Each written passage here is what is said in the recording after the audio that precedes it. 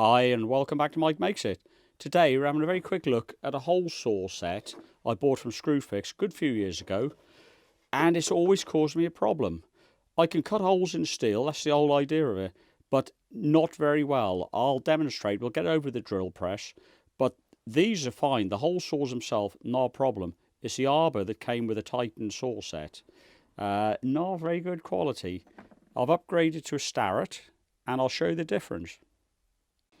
We've got the 57mm hole saw mounted in the Arbour. Doesn't matter what size it is, you'll get the same effect. Now you watch how much this metal moves as the drill rotates.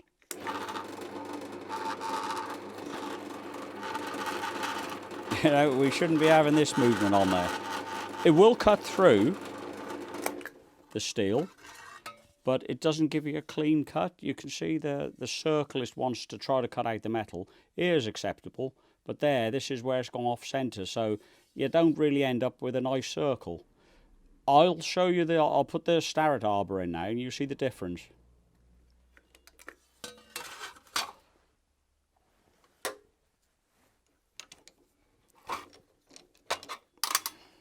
Well, there's the Starrett, virtually the same as the one that's come out, the Titan.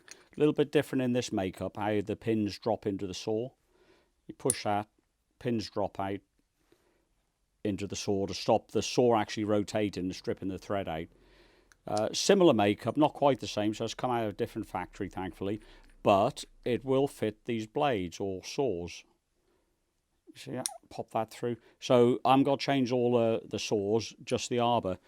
It's a lot better. It's still not 100%, but it gives you a much cleaner cut.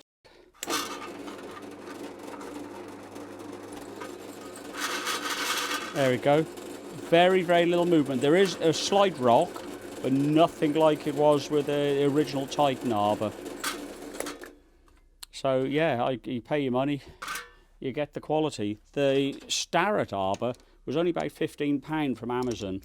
The Titan saw set, I've tried looking online, can't find the price of it. So it's basically unavailable. But yeah, Starrett, buy quality, you end up with good tools.